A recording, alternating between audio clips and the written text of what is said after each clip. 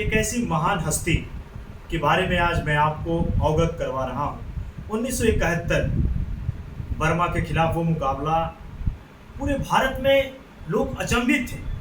गांव से जुड़ के, गांव की मिट्टी से जुड़ के अंतर्राष्ट्रीय फलक पर युवराजपुर का नाम रोशन करना, उनके छोटे भाई श्री चंद्रबली सिंह जी के साथ एक खास मुलाकात, उनकी यादों को आज मैं साझा करूंगा।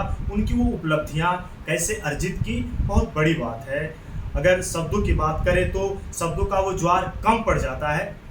चंद्रबली सिंह जी, मेरे चैनल में आपका बहुत बहुत स्वागत है। धन्यवाद सर, सबसे पहले डॉक्टर रामबली सिंह जी की वो उपलब्धियां मैं जानना चाहूँगा। जब आप लोगों ने सुना कि 1971 में बर्मा के खिलाफ उनका चयन हुआ, कैसा लगा? और पूरे भारत जब उनका नाम सुना तो देखकर वो दंग रह गए कि गांव से जुड़कर उनका चयन कैसे हो गया।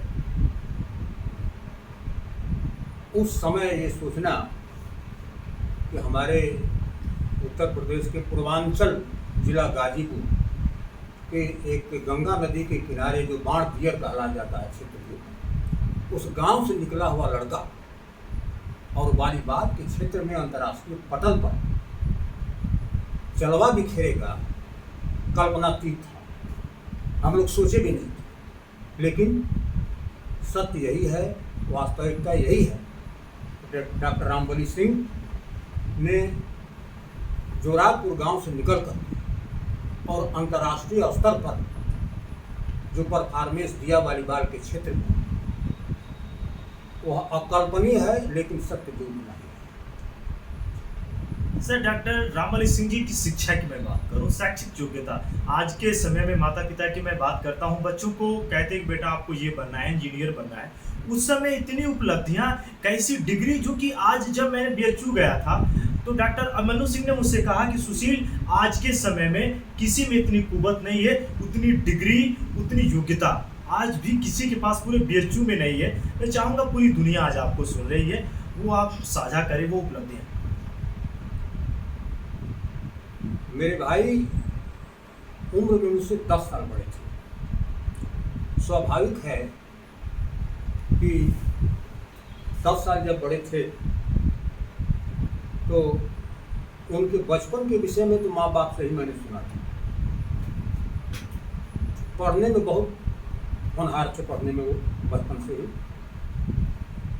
और एक बात बताऊं कि 8वीं पास तो उन्होंने किया, जो बगल का गांव सोहल है, वहाँ से 8वीं कक्षा पास किया, उन्होंने उत्तीर्ण किया। और घर में उनको बड़ा ही लाड़ और प्यार मिला बचपन से। और उसके बाद उनका प्रवेश हुआ राजकीय सिटी इंटर कॉलेज गाजीपुर में कक्षा 9 में।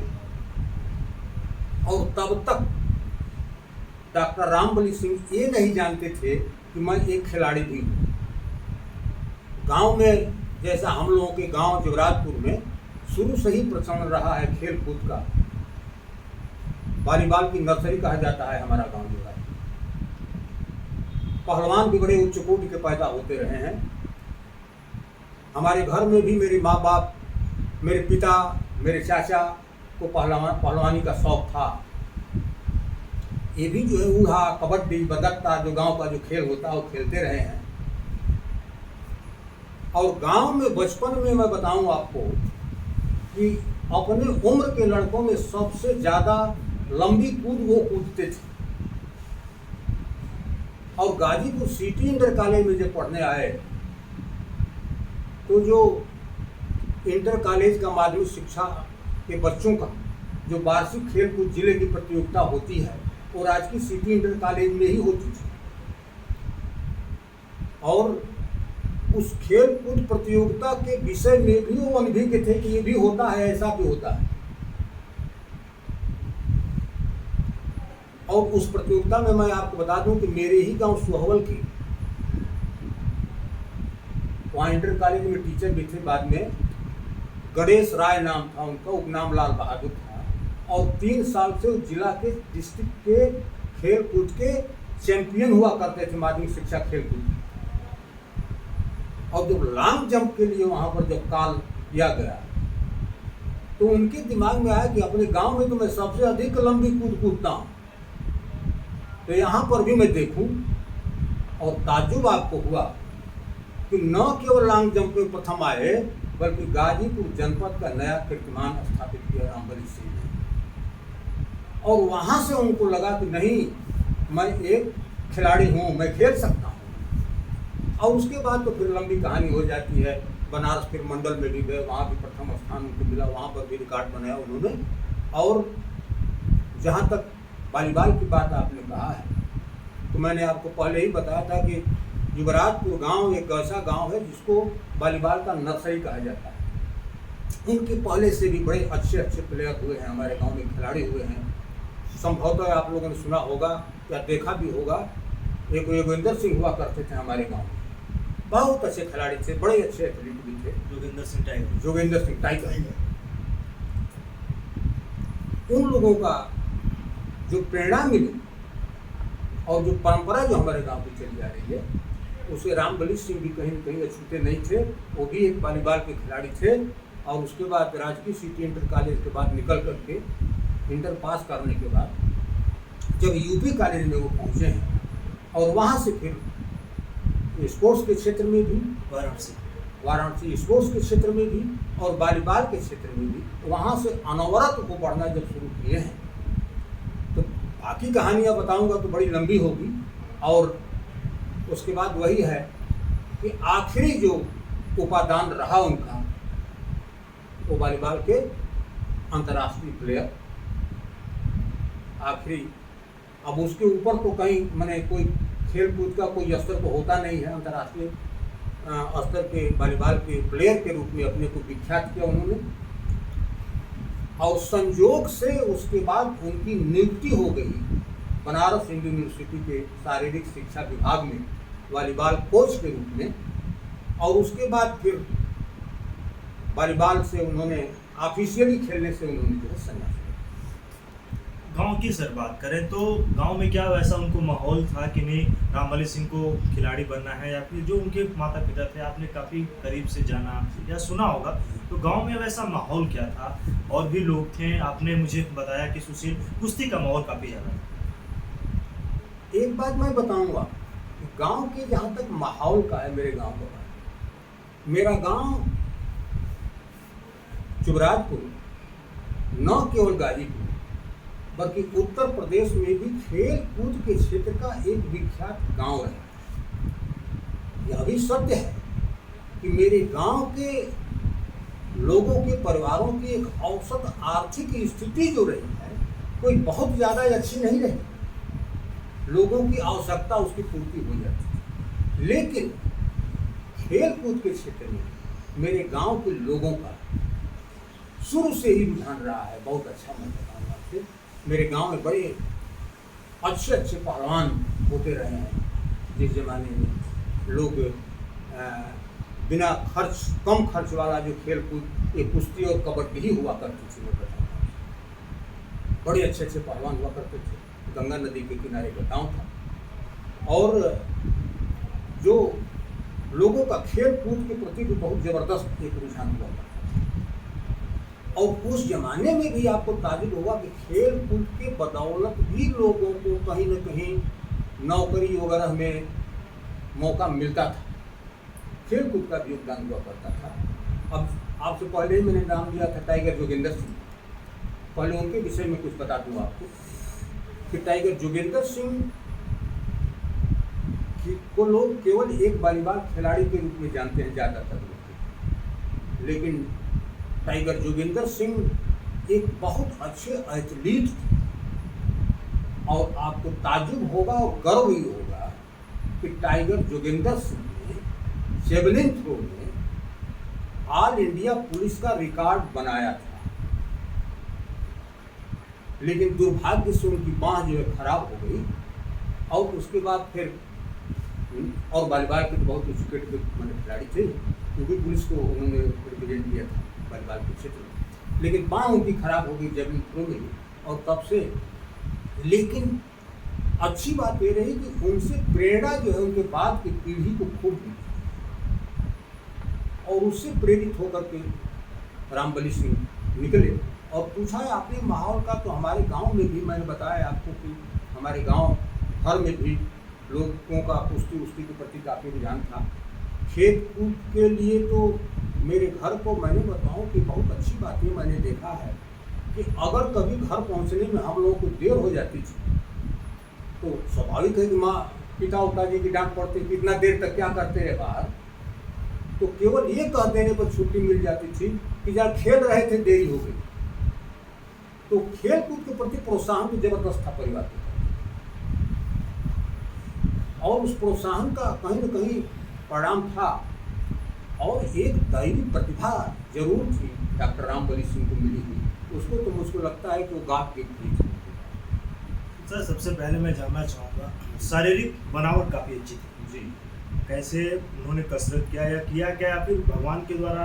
तो ऐसा तो होता नहीं, मेहनत तो करना पड़ता है। जी हाँ, बहुत ही मैंने जो उनको देखा है बचपन में, बड़ी अनुशासित जिंदगी उन्होंने जिया है, बड़ा त्याग किया खेल कूद के लिए। गांव पर जब आते थे बनारस से एक कॉलेज में पढ़ने के दौरान, तो गांव पर आते थे तो जैसे कि हमारे गांव की परंपरा रही है, गंगा नदी किनारे का गांव है, तो गर्मी की छुट्टियों में हमारे गांव के लोग बड़े शौक से गंगा जी स्नान करने जाया करते थे, और 1 घंटा 1.5 घंटा स्नान करके और 10-11 बजे तक लौट करके आते रहे हैं। और उसके बाद मेरे भाई जो है वो भी गंगा जी जाते थे लोगों के साथ, और खाना खाने के बाद दोपहर को वो सोते थे और 3 बजे वो उठते थे, और लैट्रिन होने के बाद वो सीधे वॉलीबॉल के ग्राउंड पर जाते थे, और वहाँ पर गांव के लोग जो हमारे खेलते थे उनके साथ वो जो है पूरा फुल प्रैक्टिस करते थे। और उसके बाद आया दिनचर्या उनकी, मैंने देखा बड़ी नियमित दिनचर्या उनकी रहा करती थी। और यूपी कॉलेज में जब वो गए पढ़ने के लिए, मैं बताऊँ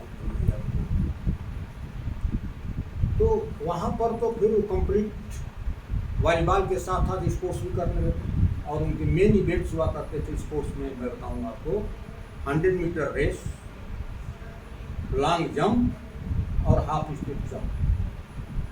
तो इसके लिए रेगुलर वो 2 बजे ग्राउंड पर पहुंच जाते थे, और 2 बजे से लेकर के 4 बजे तक 2 घंटे वो रेगुलर प्रैक्टिस करते थे स्पोर्ट्स की। और उसके बाद वो साइकिल उठाते थे, और उस समय बनारस का सबसे अच्छा क्लब जो चलता था वॉलीबॉल का, कैम्ब्रिज क्लब नाम से, वो लौहराबाद चेकगंज थाना है ना, वहाँ पर चलता था। तो वो 4 बजे साइकिल उठाते थे और वॉलीबॉल ग्राउंड पर कैम्ब्रिज क्लब पर प्रैक्टिस करने के लिए पहुँचते थे, और वहाँ पर वो 3 घंटा लगभग जो है फिजिकल फिटनेस से लेकर प्रैक्टिस करते थे। और यह निरंतर उनकी दिनचर्या जो है बनी है, और उसके साथ साथ इनका जो पढ़ाई जो करते थे। तो खेल कूद में उन्होंने मैंने बड़ा त्याग किया उसके लिए, और इसके खेल कूद की वजह से उनके पढ़ाई का जो कैरियर जो हुआ है वो काफ़ी बाधित हुआ है, जिसमें जितना उनको अच्छा करना चाहिए था नहीं होगा उतना अच्छा वो मैंने उसमें व्यवधान आता रहा कि ये तो अच्छा उसमें भी, लेकिन उसमें कहीं न कहीं उससे और अच्छा कर सकते थे, लेकिन उसमें कर। आज के जो युवा देख रहे हैं सर, मैं अगर आपसे जानना चाहूँगा, जी खेलों में बहुत सारे इवेंट हैं, सरकार सुविधाएं भी देती है, उस समय कुछ सुविधाएं न के बराबर थी, आपने भी काफ़ी सलीके से उससे देखा है।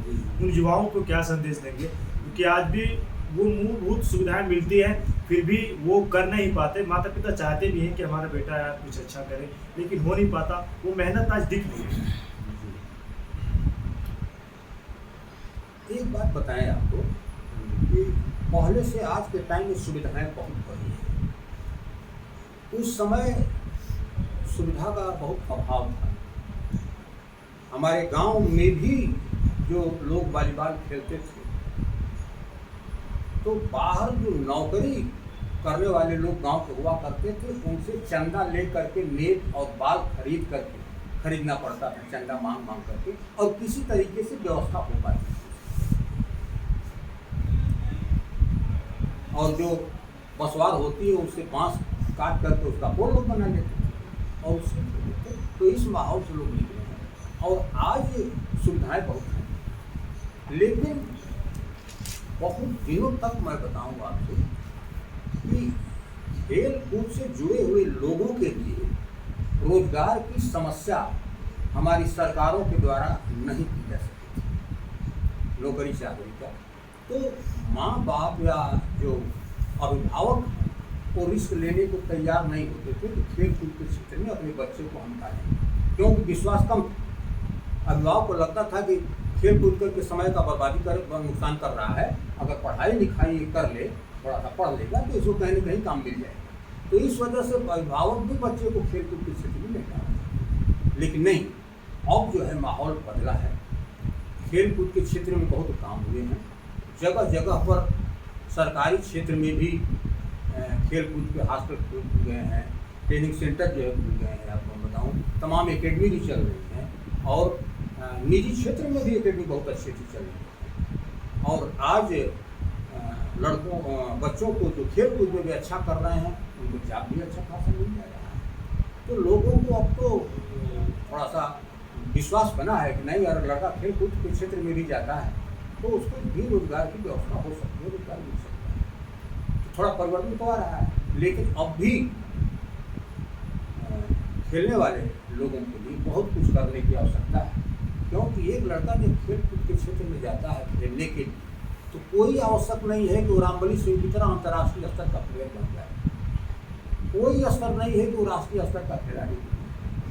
कोई आवश्यक नहीं है कि राज्य स्तरीय खिलाड़ी भी बन जाए और जिला स्तर का भी खिलाड़ी बन जाए। तो अभी सरकार को ये भी सोचना है कि अगर जिले स्तर का भी अगर खिलाड़ी अगर लड़का बनता है कोई, तो उसके लिए उसके स्तर से उसके अनुरूप जाति की व्यवस्था होनी चाहिए। जिस दिन इतना हो जाएगा उस दिन प्रतिभाएं बहुत हैं और खेल कूद के क्षेत्र में भी हम विश्व के अग्रणी देश हैं। अनुशासन की बात होती है, डॉक्टर रामबली सिंह एक बड़ा उदाहरण है, अनुशासन की बात करते हैं। लेकिन खिलाड़ियों के लिए अनुशासन कितना जरूरी है, उस अनुशासन के बिना वो सफलता की सीढ़ी को पार नहीं कर सकते। बहुत अच्छा प्रश्न किया है आपने। एक बार चूंकि जुरादपुर गांव से रहे हैं, डॉक्टर रामबली सिंह के छोटा भाई होने के तो भाई हैं, उस परिवार से हैं, बचपन से ही इस खून में भी खेल कूद रहा है। और जुरादपुर गांव एक ऐसा गांव है जहां हर बच्चे के ब्लड में खेल कूद है। तो मैं बताऊं आपसे कि अनुशासन तो खेल के लिए बहुत ही आवश्यक है। बिना एक बार मैंने याद आया मुझको, एक बार चूंकि मैं भी खेलता था, मेरे भाई ने हमसे कहा, एक बात याद है, तो जब खेलते हुए देखे तो कहे कि उस समय अभी अंतर्राष्ट्रीय प्लेयर नहीं हुए, राष्ट्रीय स्तर के खिलाड़ी थे लेकिन अंतर्राष्ट्रीय नहीं हुए थे, तब की मैं बात बता रहा हूँ। उन्होंने कहा कि देखो, अगर खेलना हो तो कम से कम मेरे स्तर का बनना पड़ेगा। मैंने उस जमाने में उन्होंने उस समय ये बात कही थी कि अगर खेलना हो तो खेलो, लेकिन कम से कम मेरे स्तर का बनना पड़ेगा। और उस स्तर तक अगर नहीं पहुंचे तो उस खेल से कोई फायदा नहीं होगा। तो और दूसरी बात उन्होंने कहा कि अनुशासन और खेल के प्रति समर्पण का भाव ही जो है आपको उच्च पादान पर पहुंचा सकता है। उनकी मान्यता है, जिसको जिया था। कहा कि खेल कूद के क्षेत्र में अगर आप खेल में हैं तो आपके लिए उच्च कोटि का अनुशासन चाहिए और समर्पण का भाव चाहिए, और उसके अलावा कोई स्वप्न नहीं होना चाहिए आपके पास। बस निरंतर सोच 24 घंटा आपकी अगर होगी कि हमको आगे बढ़ना है, तो और समर्पण का भाव होगा तो आप आगे बढ़ेंगे। तो मैं आपके माध्यम से, और जो लोग ये सुन रहे होंगे, देख रहे हैं, उन सारे बच्चों को जो खेल कूद से जुड़े हैं, मैं उनको कहना चाहूँगा, बताना चाहूँगा कि अगर आपको खेल कूद के क्षेत्र में आगे बढ़ना है, खेल कूद के क्षेत्र में आपको करियर बनाना है, तो आपको खेल के प्रति समर्पण का भाव होना चाहिए और उच्च कोटि का अनुशासन निश्चित से आगे बढ़ेंगे। श्री चंद्र बली सिंह जी इस बातों को आज साझा कर रहे हैं, और अनुशासन बहुत ही जरूरी है। अंतिम बात सर मैं आपसे जानना चाहूँगा, कुछ ऐसी यादें अगर आपके जहन में हो डॉक्टर रामबली सिंह जी की, जो कि आज आप साझा करना चाहेंगे। यादें तो बहुत हैं मेरे युग से बताने के लिए। एक बात मैं बताऊंगा, इसी जमाने में रामबली सिंह जी बिरले लोग थे कि वो अंतर्राष्ट्रीय स्तर का खिलाड़ी भी हो और शैक्षिक योग्यता भी बहुत उच्च हो। बहुत सारे रिसर्च भी किए, बहुत रिसर्च किताबें उनकी लिखी हुई हैं। और मैं बताऊं आपसे कि हमको याद है, आज तमाम आपको गली गली बीपीएड मिल जाएंगे, एमपीएड एनआईएस मिल जाएंगे, लेकिन 70 तक हम लोग ये नहीं जानते थे कि बीपीएड क्या होता है। हम लोग इसके विषय में तब जाने, आपको ताज्जुब होगा कि रामबली सिंह पीएससी एजी यूपी कॉलेज से करने के बाद, यूपी कॉलेज से उन्होंने पीएससी एजी किया और वहाँ से वहाँ के प्रिंसिपल साहब डॉक्टर राजनाथ सिंह का उनको इतना स्नेह प्राप्त था, इतना स्नेह प्राप्त था कि मैं क्या बताऊँ। अपने लड़के की तरह उनको मानते थे। वो मानते थे कि हमारे यूपी कॉलेज के सामने रहा। और वहाँ से बीएससी एजी करने के बाद उन्होंने बीपीएड नहीं डीपीएड किया था बनारस हिंदू यूनिवर्सिटी से। और उस तब हम लोग जाने कि नहीं डीपीएड भी कुछ होता है।